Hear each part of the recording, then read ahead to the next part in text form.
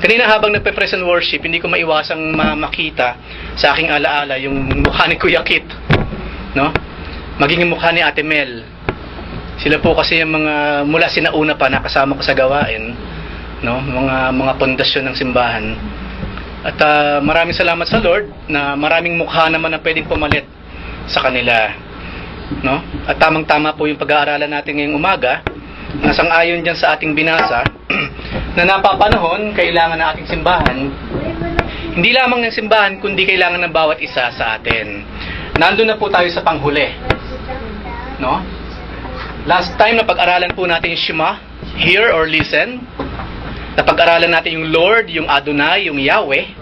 And then napag-aralan po natin yung heart or yung leb. Then last time napag-aralan po natin yung Nefesh, which is the soul. Ngayon po ang pag-aaralan natin ay yung strength. So ano yung Hebrew letters ng strength? Yan po siya. No more mystery, no more suspense. Kasi I believe alam nyo na yung style. That is the Hebrew word for letters for the word strength. Pero yung pong eksaktong pronunciation yan ng mga letters na yon ay Kwak. Alam niyo naman yung mga Middle Eastern, di ba? Sino ang pwede magsabi niya ng mas maayos, mas tama? No? Kwak. Which means, of course, alam na natin, strength. At yan po ang pag-uusapan natin ngayong umagang ito. Tayong lahat po yung mukha, tayong manalangin. Lord, thank you very much. Maraming salamat, Lord, sa strength na ibinibigay mo sa amin. Especially sa mga panahong kinakailangan namin, Lord. Maraming salamat, Panginoon, na through better or for worse, through richer and poorer, nariyon yung Panginoon yung strength na ibinigay mo sa amin. Kaya na inyong sinabi kay Joshua, be strong and take courage because thou art with us. Naniniwala kami, Lord, you are here now in the midst of your children. Maraming salamat, Lord, that you will add strength sa amin sa mga pagkakataong ito. Because if there is something that we need now, ito po yung kalakasan. Kalakasang nagmumula sa inyo. Kaya ihanda mo po ang aming puso't isipan, O Lord. Dagdagan mong aming understanding para makuha namin yung essence ng ituturo mo sa araw na ito. Maraming salamat, Father. This is my prayer in Jesus' name sa paggabay po ng inyong banal na Espiritu. Amen. So ano po ba yung tinatawag na kawak or strength? Mahalaga ba yung strength sa buhay ng tao? Of course. Hindi ka makakapagbukas ng ng dilata kung wala kang strength. Hindi mo bubuksan yung yung latek. Kung mahina, wala kang strength, hindi mo bubuksan. Diba kailangan natin yung strength every day sa pagbangon na lamang. It requires strength. Kung babasahin ninyo scientifically, mahirap bumangon mula sa pagkakahiga. Especially galing ka sa matinding pagkakatulog. Mahirap bumangon, di ba? Mahirap bumangon. Nag-iipon ka pa ng lakas.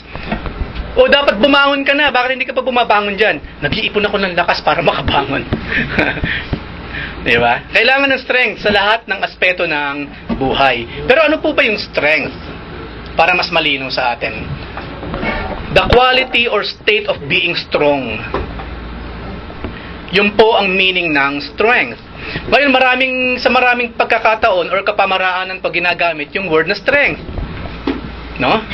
Number one, ginagamit yung term, yung word na strength, physical power and energy.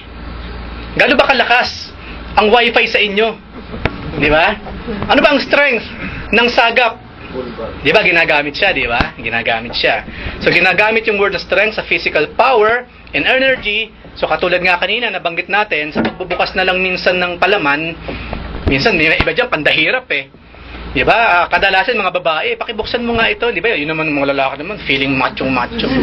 Especially kapag nabuksan niya.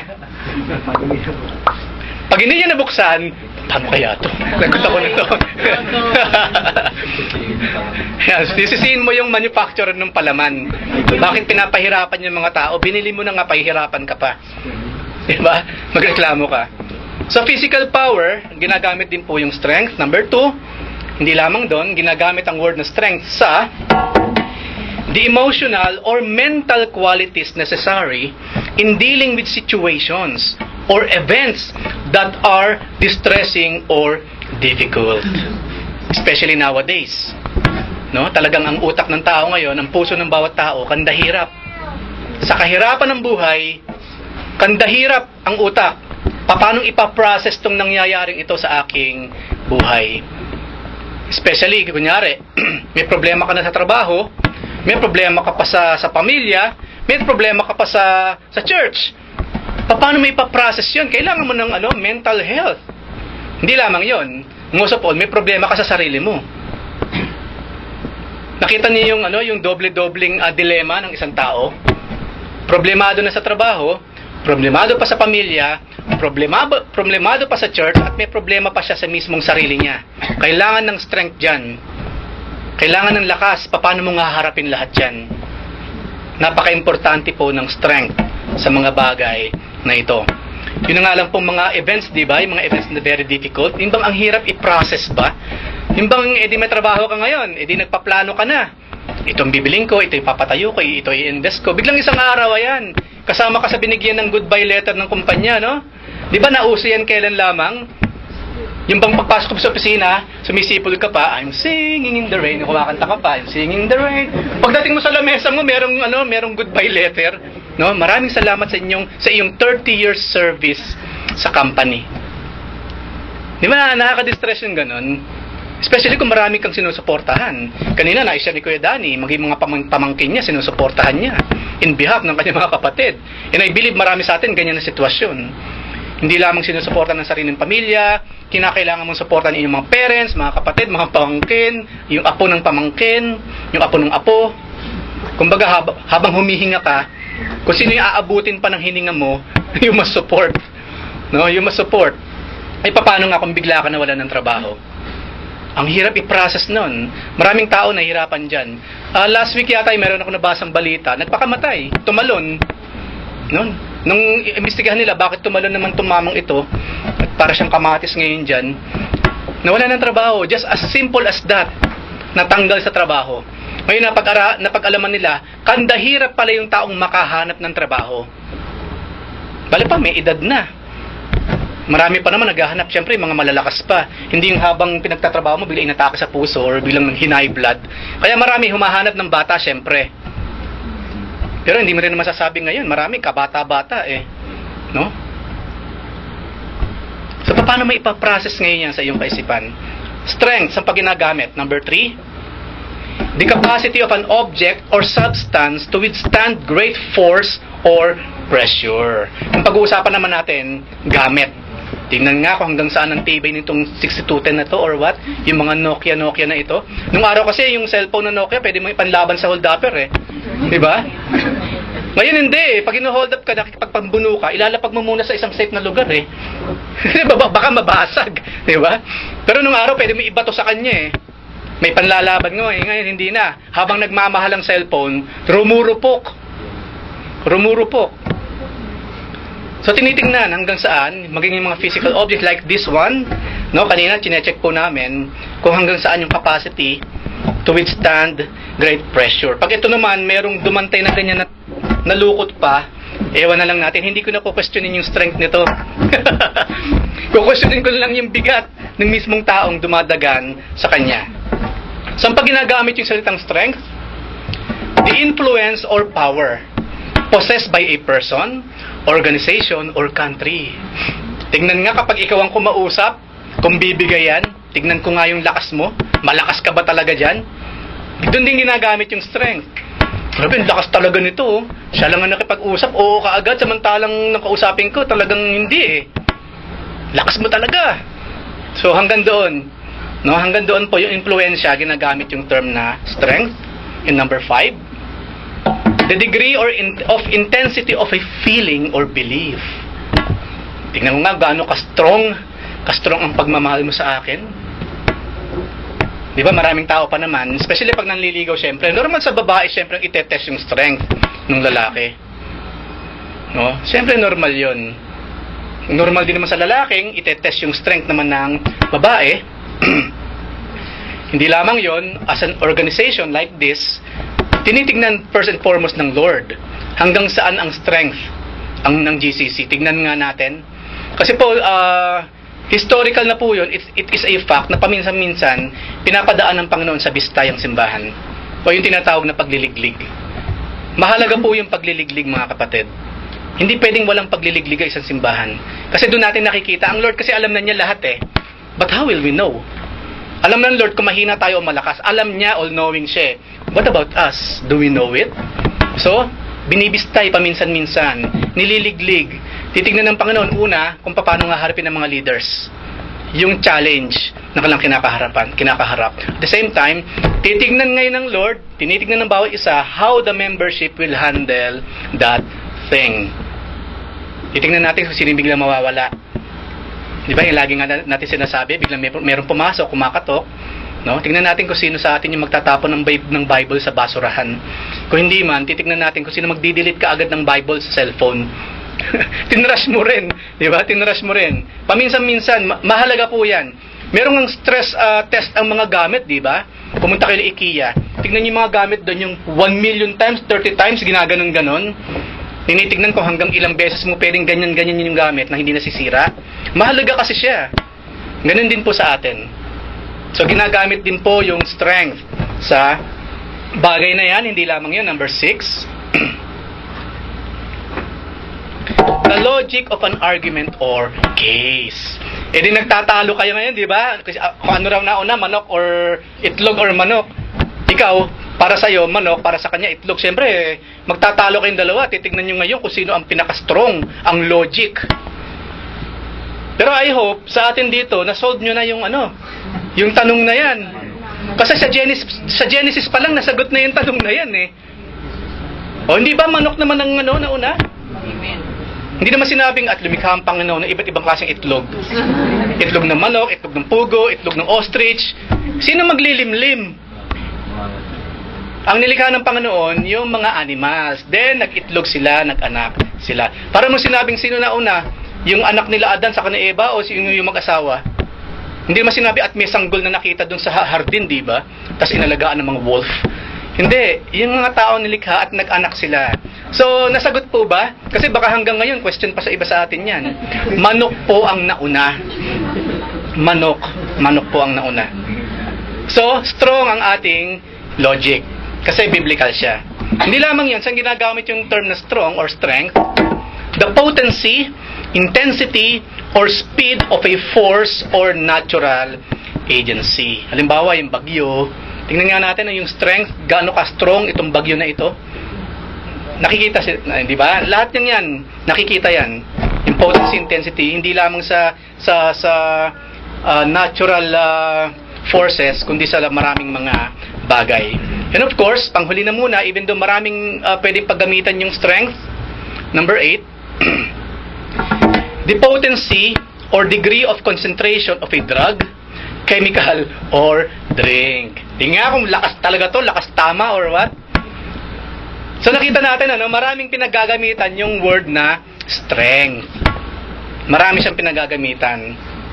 Ngayon, pangalawa, ngayon naiintindihan na po natin ang meaning, saan ginagamit sa iba't ibang kapamaraanan yung word na strength. Ang tanong, how can you gain strength? Paano ka naman magiging malakas? Halimbawa tayo, di ba? Pag-usapan natin tayo na. Huwag na natin pag-usapan yung hindi tao. Tayo na lang mismo. Us. How can we gain strength? Siyempre, letter A. What people do to gain physical strength? Alam ko po ang sagot. Natutulog. Kasi nga naman pag natulog ka, pagising mo strong ka, di ba? O ba't natutulog na naman? Para more strength. Ganun ba yung logic nun? 8 oras ba ka mo? 7 hours? Ako hindi, 24 oras akong matulog. Mas mahaba ang tulog, mas malakas. Hindi yun ang logic nun. That's not right. 7 to 8 lang po, enough. Sa mga may edad na, 6 hours? 4 hours?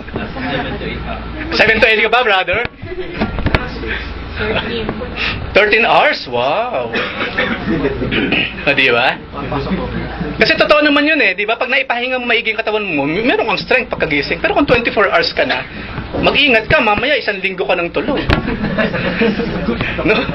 Ang tagal naman matulog nito. Maalingaso na siya doon or what? Eh, 3 araw ka lang matulog nang walang gising, iba ka na eh. Iba nangyayari sa'yo. So ano raw, siyempre, simple lang naman ang sagot dyan.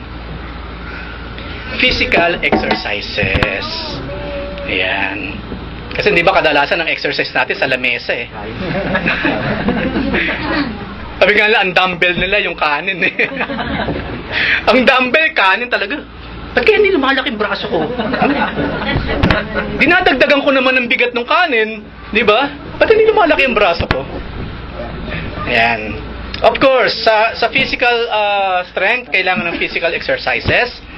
And letter B, paano naman mag-gain ng strength sa mental strength naman? Aba, di mo, napakatalino niya. Meron siyang mental strength by studying, di ba?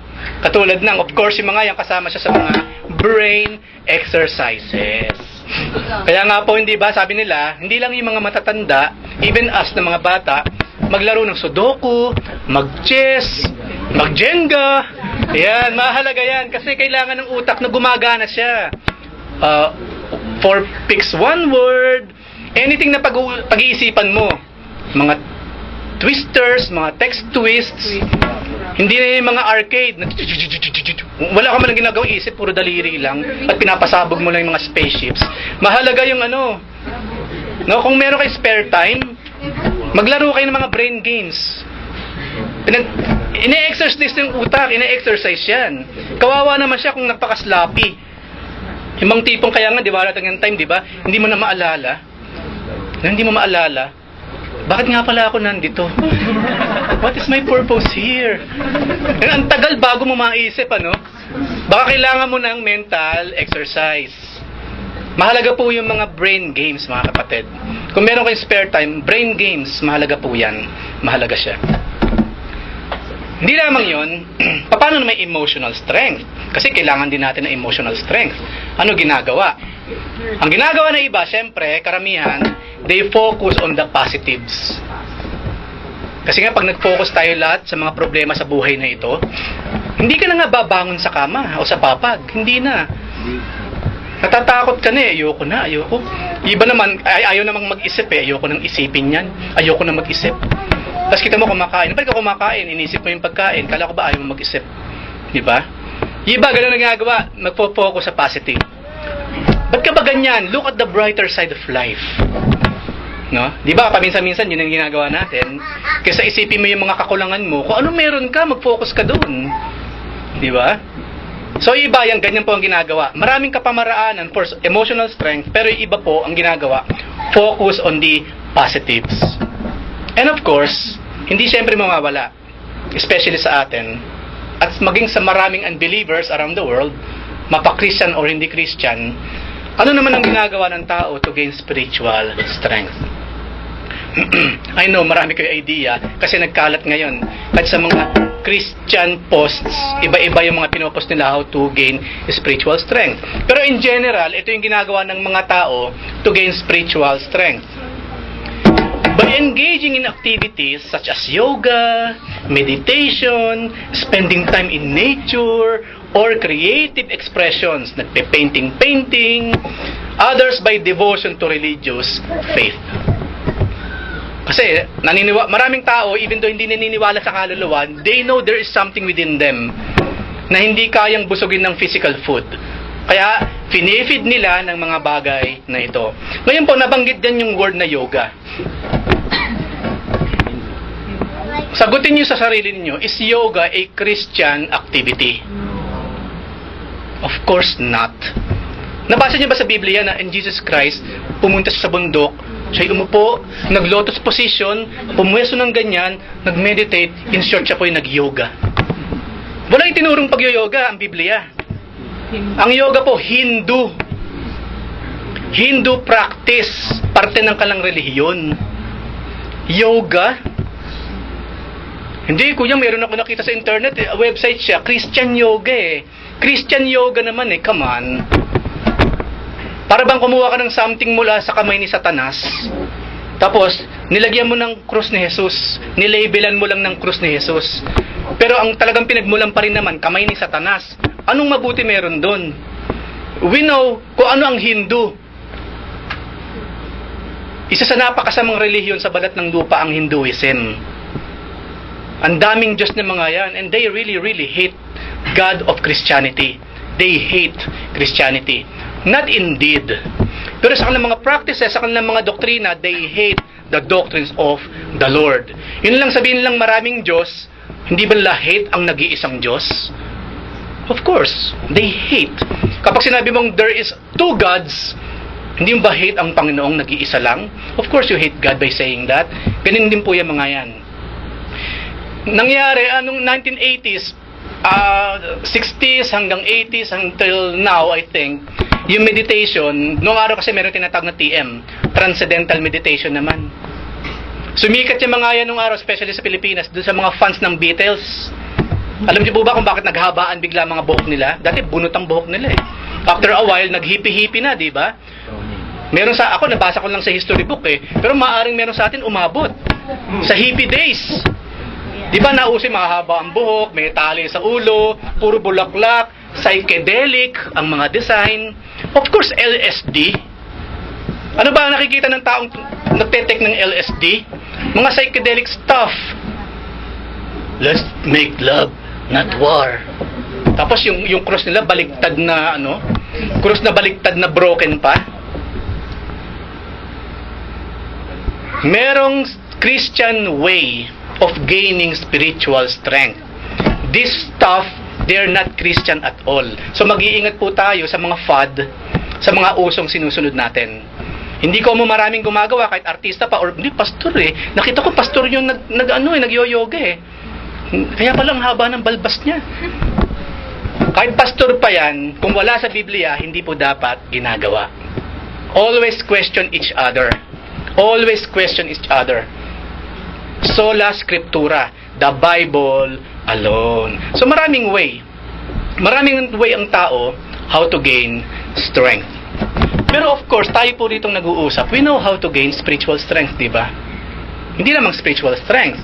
Even yung physical strength po, emotional strength, yung mental strength, sama-samang lahat yan. Kasi isang tao lang ang pinag-uusapan natin. And that's us.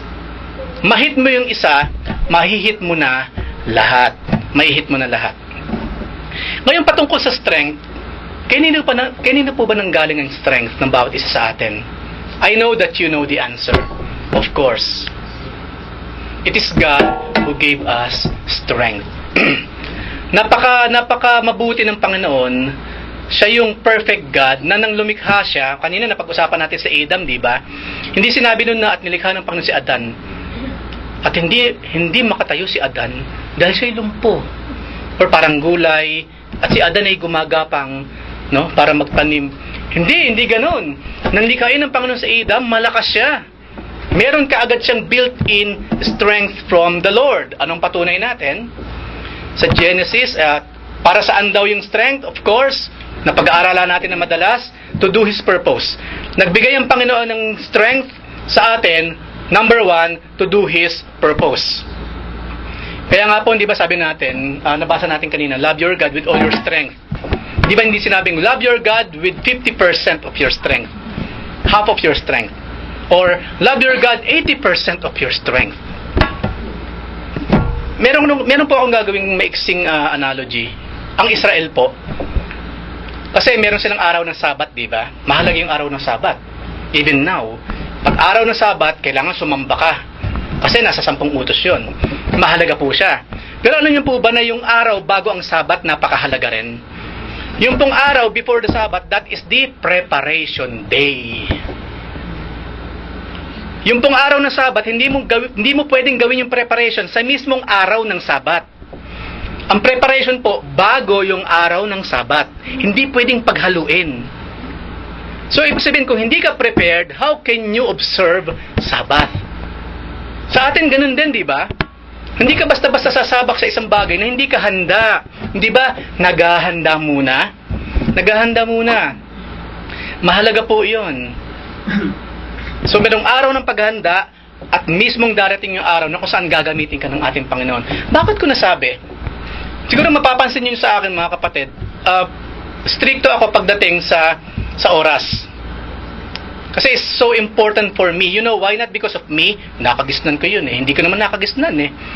Kaso yung kasi yung discipline na kailangan mo to serve God well. Imagine kung walang araw na preparation day ang mga Hudyo, tapos papasok yung araw ng Sabat, what will they do? Mauubos ang oras nila saan? Preparation. They will cram.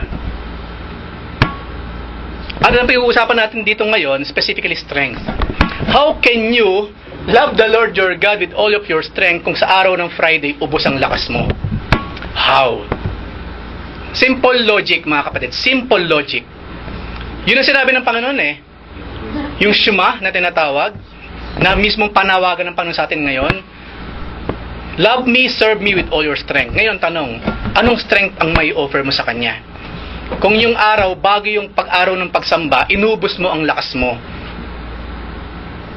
Tapos minsan na pag-uusapan namin sa kotse habang naghahatid sundo, ang sabi sa Biblia, yung tulog, regalo ng Diyos.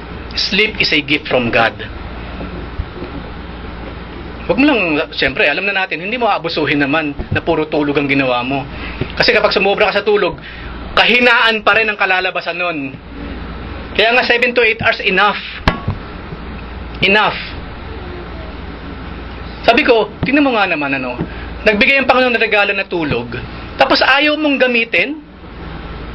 Kung matulog ka 2 oras, 3 oras isang araw, what will happen to you? What will happen to you? Tapos ibalik natin sa araw na Sabat. Araw na Sabat, araw ng gawain, wala kang lakas tuloy. Wala kang strength. Paano ngayon yan? Hindi natin pwedeng sabihin na, Lord, kasi kulang yung lakas na binigay mo sa akin. No. Kompleto ang binigay na lakas ng Panginoon. It is us. Hindi natin i-utilize ng tama yung mga ibinibigay ng Panginoon sa atin. Privilege po yung makatulog, yung makapagpahinga. So if I were you, matapos yung gawin yung dapat ninyong gawin, yung responsibilities, kung meron tayong matulog. Don't waste your strength sa ibang bagay, especially before the day of worship. Kasi hindi mo na masusunod yung sinabi ng Panginoon. Hindi na siyempre. Kaya mapapansin niyo lately, di ba, may mga kapatiran, pinapansin yung mga natutulog, yung mga nanunuwag na. No? Pinapansin, kasi nakakahiya eh. Nakakahiya. Di ba nakakahiya yun?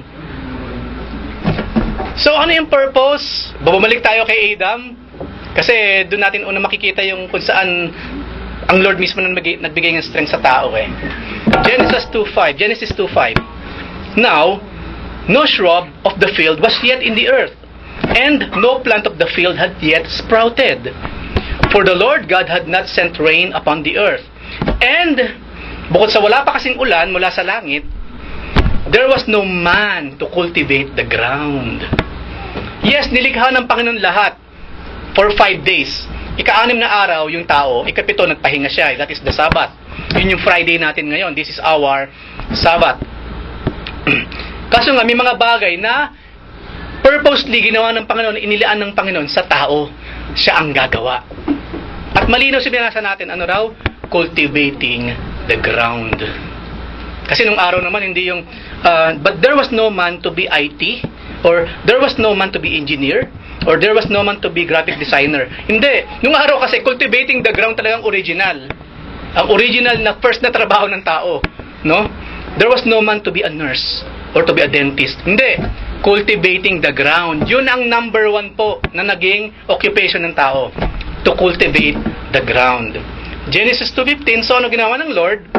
Then the Lord, after niyang likhain sa Adam, the Lord God took the man and put him into the Garden of Eden to what? Cultivate it and keep it. Siya ngayon ang bahala. Yun ngayon ang ministry ni Adam. No? Yun yung naririnig nating dominion. Binigay ng Panginoon yung authority sa tao, especially nung panahon ni Adam, kay Adam, para pangunahan ng creation itself. We know, hindi lamang yung lupa. We know even the animals. Even the animals, si Adam din ang nangunguna sa kanila. Si Adam ang nagpangalan. Malaking possibility, of course, maging yung mga halaman, si Adan din ang nagpangalan yan. Yung mga original na halaman na nasa Eden. Di ba, sabi nga natin, yung kalachuchi, saan ang pangalan yun? Tikling, no? Ito, hasa-hasa ito. Ito, tilapia, no? Bangus, di ba? Kamatsile. Siya nagpangalan nun. Malay naman natin paano niya ginawa yan. Pero may talino ang tao na binigay ang ating Panginoon. So yun po ang purpose ng Panginoon. Kung bakit siya nagbigay ng strength sa tao, sa atin. Pangunahan, no? Pangunahan yung kanyang mga creatures, yung kanyang mga nilikha. It is us. It is us. Kaya nung minsan nanonood ako, paborito ko kasi yung mga documentary, paborito ko yung Animal Planet. Biglang meron silang commercial doon, yung parrot, ang galing kumanta.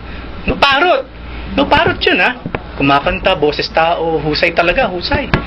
No, tapos bilang ang ending ng commercial, okay na sana, sabi, animals are better than man. Ha? Yeah, right. Natuto lang magsalita yung parrot, mas okay na siya kaysa sa akin. Tapos magpapakita ng ibang eksena naman. Yung mga beaver, 'di ba gumagawa sila ng dam sa river? Ending ng kwento, animals are better than man. Ha?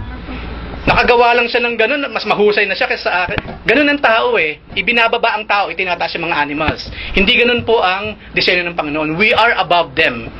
To the point na sabi ng mga scientists, ang BBC po kasi talagang napaka-anti-Christic kung mapapansin ninyo.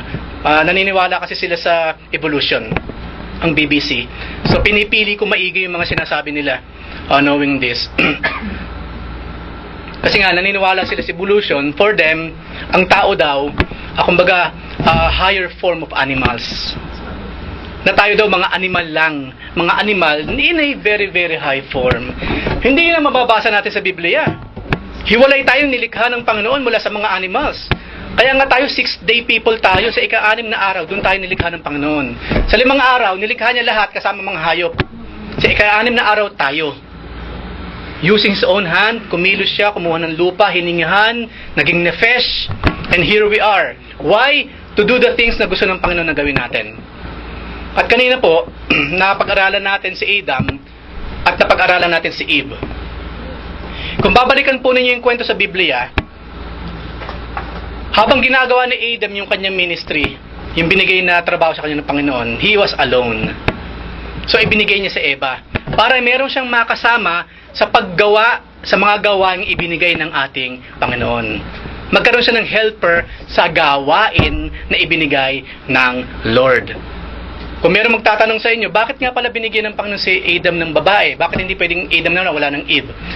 Siyempre naman, di ba? Ang hirap naman walang babae. Ang hirap yata ng walang babae sa buhay. Minsan napakababaw ba ng mga dahilan? Yung mga napaka-sexual na mga dahilan. Ang talagang dahilan kung bakit binigay ng Panginoon si Eva kay Adan, para may makatuwang si Adan sa gawain na ibinigay ng Panginoon kay Adan. First and foremost pa rin po, yung purpose ng Lord. Kaya nga po kung mamimili kayo ng mga kasama niyo sa buhay, someone na makakasama ninyo sa gawain na ibinigay ng Lord. Because that is the purpose. Nilikha ng Panginoon ng lalaki to do His will.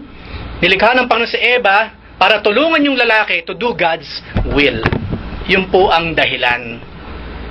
Yun po ang dahilan. Yung iba, para may maglaba, para may mamalansya. Napakabababaw ng mga dahilan. No? Pero yun po ang tunay na dahilan yung binanggit ko kanina.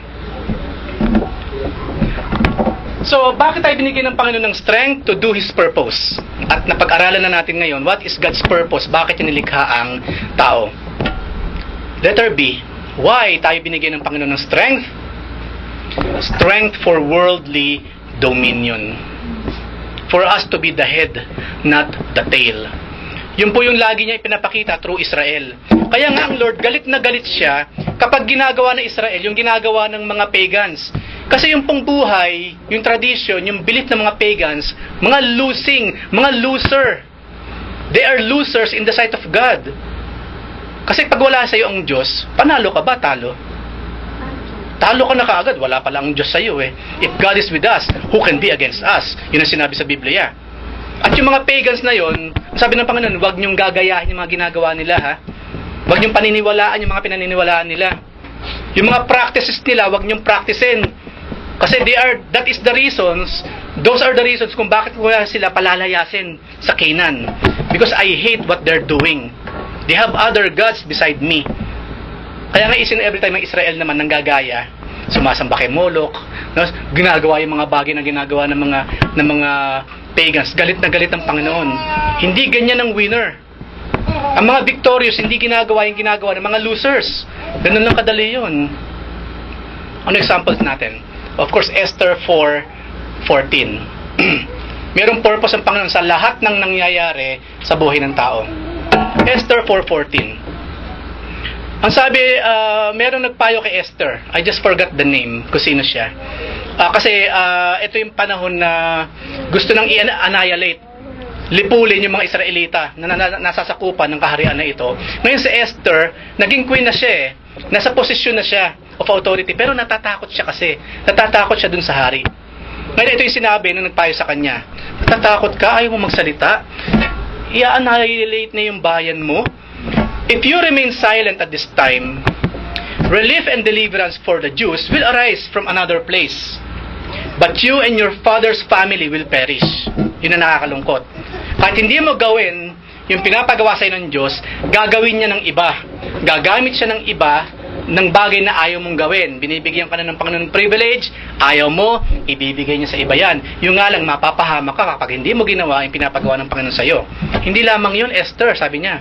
Who knows? But you have come to your royal position for such a time as this. Kumbaga, hindi ka bibigyan ng Panginoon ng ganyang strong position para sa sarili mo lang. Para wala lang, meron kang maipopo sa Facebook na naman, ay salamat Lord, feeling happy, salary increased. Feeling happy, promoted. Okay, tapos, yun na yun, wala na. Napansin niyo yung mga tao ngayon? Then, wala na. Tapos na ang kwento doon. Alam niyo mga kapatid, ano man yung tinatangkilik natin ngayon, ibinigay ng Diyos for His glory. Na salary increase ka, sa tingin mo bakit? Para lang makabili ka na ng gusto mong mobile phone? Makakain ka na ng gusto mong kainin? Yung ba lang talagang dahilan kung bakit ang Lord kamo ang nag-bless sa'yo? Kasi mga kapatid, kapag ang Diyos po ang nag-bless, isa lang ibig sabihin yun, you will use that blessing for me, for my glory. Hindi lamang para ikaw mismo magpasasa ka sa mga worldly possessions. That is something na nalilimutan ng maraming tao. Pag tayo po na salary increase, pag tayo po na promote, God expects for that blessing to be used back to Him. Gamitin mo sa kalwalatian ng Diyos.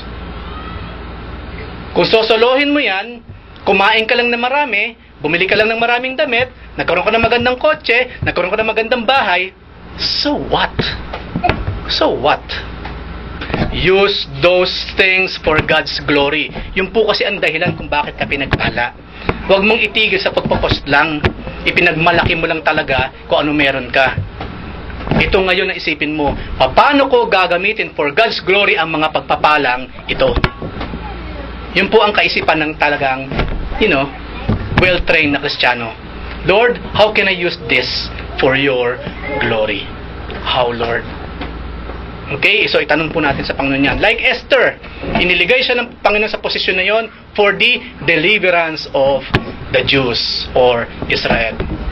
So maging sa worldly dominion, maglalagay ang Panginoon ng mga Christian leaders sa anumang posisyon.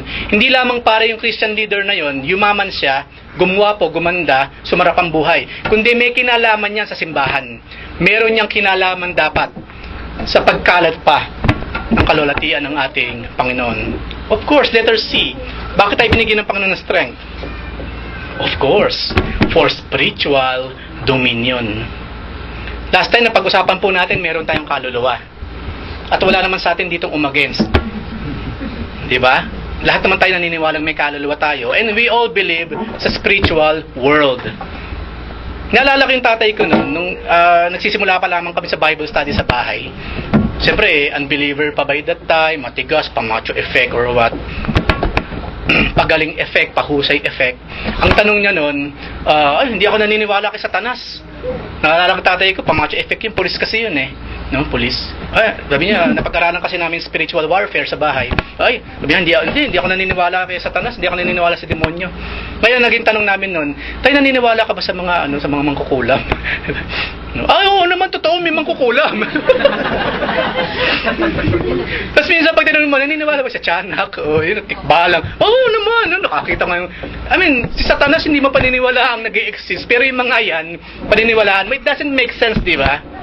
Pero later on, siyempre, ang tatay ko ngayon, na sila mga usher sa simbahan. Ugod-ugod yun Kasi yun na-stroke na siya.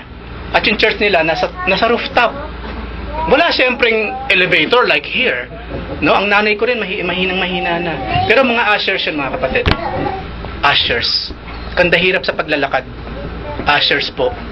Sinasalubong nila yung mga bisita, dadalhin na sa upuan. Mga matatandang sakitin yan, mga kapatid. Matatandang sakitin. Yung natitirang strength nila sa katawan, why not used for the Lord? Ngayon sa atin, kung tayo po malalakas, huwag nyo na hintayin na kayo gumagapang na bago kayo magpagamit sa Panginoon. Asan po yung usher? Hindi namin maalam kung saan kami upo. Andiyan pala kayo. Gumagapang. No? Gumagapang. Huwag na nating hintayin ganun, kapatid. Huwag na. Hanggat malakas tayo, magpagamit sa Lord. Magpagamit sa Lord. Na parang bulating gumaganon ka dun, or what? Huwag na. Hanggat merong lakas, kasi binigyan tayo ng Panginoon ng strength. So ano yun? Patungkol sa strength para sa spiritual dominion. Luke 10:19, siyempre. I have given you, sabi ni Jesus Christ, authority to trample on snakes and scorpions and to overcome all the power of the enemy. Nothing will harm you. Mas malakas po tayo kaysa kay Satanas. Mas malakas tayo, siyempre. Kung mas malakas ka kay Satanas, mas malakas ka sa mga demonyo. Kung mas malakas ka sa diablo, mas malakas ka sa mga demonyo. We are strong. Binigyan na tayo ng Panginoon ng authority, ng strength to fight. Kaya nga sinabi sa Book of James, di ba? Ang kinakailangan mo, submit yourselves to God. Andun muna yung 100% submission sa Panginoon. Then, resist the devil and he shall flee away from you or from us. Nakita niyo yung strength, yung lakas na binigay sa atin ng Panginoon? Kaya po, ito, kung kayong tipong Kristiyano, na tila ba pinapaligiran ng mga multo ang buhay ninyo, tapos takot na takot ka pa rin, kapatid, baka naman walang espiritu ng Diyos sa'yo. Kasi, hilig na mga evil spirits sa tambayan yung kwartong mo. Hilig na tambayan yung bahay mo, yung villa ninyo. Naturingan kang Kristiyano. Bakit mo hindi yata takot sa'yo yung mga evil spirits? Dapat takot sila sa'yo, kapatid. They must be fearsome sa atin because yung espiritu ng Panginoon na suma sa atin. Maliwanag na maliwanag po tayo, mga kapatid, sa mata ng mga masamang espiritu because we are the light. We are the light of this world. Takot po sila sa atin. Kaya ulitin ko po, kung tayo naturingang Kristiyano and yet parang yung mismong kung saan tayo naroon, doon nagkukuta yung mga evil spirit, kapatid, baka wala kang ilaw. Or to make the story short, wala pa talagang Holy Spirit na nasa buhay mo. Kaya nga po paminsan-minsan kino-question ko kayo patungkol sa mga matatakotin sa dilim. Bakit kayo takot sa dilim? Kayo ang liwanag. Siyempre nag-iingat tayo maglakad sa dilim, matalisod ka dyan. Hanggang dun lang. Pero yung may fear na, baka may biglang humalik sa akin or what? Tapos malamig na labi. You know, dapat sila ang takot sa atin. Hindi tayo ang takot sa kanila. Paminsan-minsan, testingin yung sarili ninyo. Maglakad kayo ng walang ilaw dyan. Mag-iingat lang kayo sa paglalakad. Mamaya, bakit anong nangyari kay kapatid? Ayun, nabalian ng leeg. Bakit? Naglakad ng walang ilaw. Bakit naman siya naglalakad ng walang ilaw? Sabi ni Kuya Eric testingin daw. Ako pa ngayon na may kasalanan. Hindi yun ang ibig ko sabihin, mga kapatid. Hindi yun ang ibig. Kasi mamaya ako na naman ang masisi. Yan ba yung doktrina ng GCC? Ha?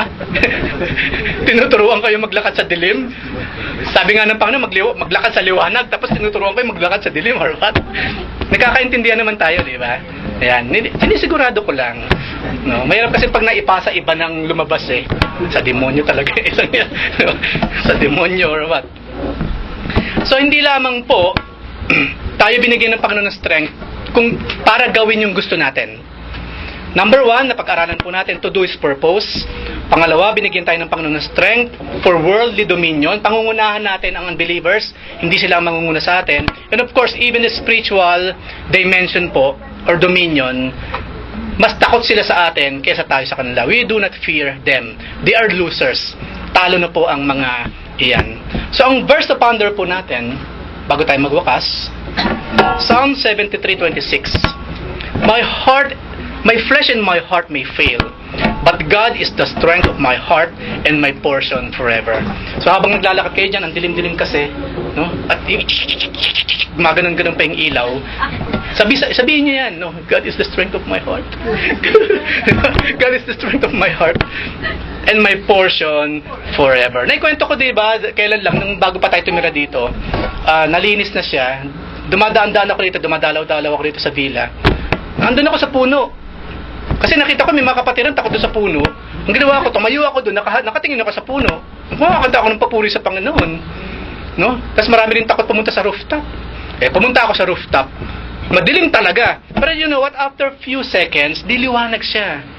Yung ilaw po ng buwan, saka ng bituin, saka ng langit itself, ang magsisilbing liwanag. You will not fear. Wag lang kayo magpapasakop sa dilim. No? Naglakad ako sa mga kwarto, pinag-pray ko yung mga kwarto na yan, yung villa itself. Diba?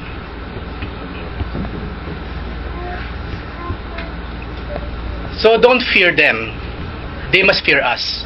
Kasi sumasa atin ang Panginoon. At ang thoughts to ponder, panghuli na po talaga, una, a true strong man or woman has a bended knee in front of the powerful God. Hindi po sign ng kahinaan yung pagluhod sa harap ng Panginoon. Yun po yung tunay na sign ng kalakasan. Ang tunay na malakas na tao, lalaki at babae ng Diyos, marunong lumuhod sa kanyang paanan. Hindi katulad sa tinuturo ng mundo. Pangalawa, a true strong man or woman has teary eyes. Teary eyes in front of a loving God. Ang tunay na lalaki, marunong umiyak. Hindi po totoo na kapag lalaki, dapat hindi umiiyak. Kasi tanggalin na natin yung tear ducts mo. Saka hindi lamang yun, kung wala kang luha, hindi ka marunong umiyak, parang abnormal ka yata. Abnormal lang. May physical defect lang po yung hindi marunong umiyak. Ang tunay na lalaki, marunong umiyak. Marunong umiyak sa ating Panginoon. At panghuli, a true strong man or woman has the strength to admit his weaknesses. Ang talagang malakas, yung tinatanggap niya yung kanyang kahinaan. Kasi doon magsisimula ang Panginoon. Hanggat hindi po natin sinisimulang, Lord, I am weak. Inaamin ko, Panginoon, napakahina ko sa bagay na ito. Hanggat hindi po natin ginagawa yan, hindi ibibigay ng Panginoon yung strength na kinakailangan natin. If we want to be strong, i-admit natin yung mga kahinaan natin. Lahat po tayo dito, mga kapatid, may kahinaan. All of us, walang itsapwera. Kahit si Micah, may kahinaan yan. Si Mika. O si Mia. No? Merong kahinaan yan. Kasi Mia may kahinaan yan. So wala po sa atin ditong Superman na hindi marunong umiyak. Wala po sa atin ditong walang kahinaan. Lahat po tayo meron. Pero ipakita natin yung strength natin by admitting at least to the Lord yung mga weaknesses na yon. At doon magsisimula ang Panginoon para ibigay yung kanyang strength na ating kinakailangan. Tayong lahat po yung muko, tayo manalangin. Lord, thank you very much. Tunay nga po, kailangan namin yung strength na nagmumula sa inyo. Lord, maraming salamat, yung strength built-in na siya. Nang likhain mo kami, may lakas na kaagad, Panginoon. Yung kailangan namin, nariyan na, naghihintay na sa amin, Lord.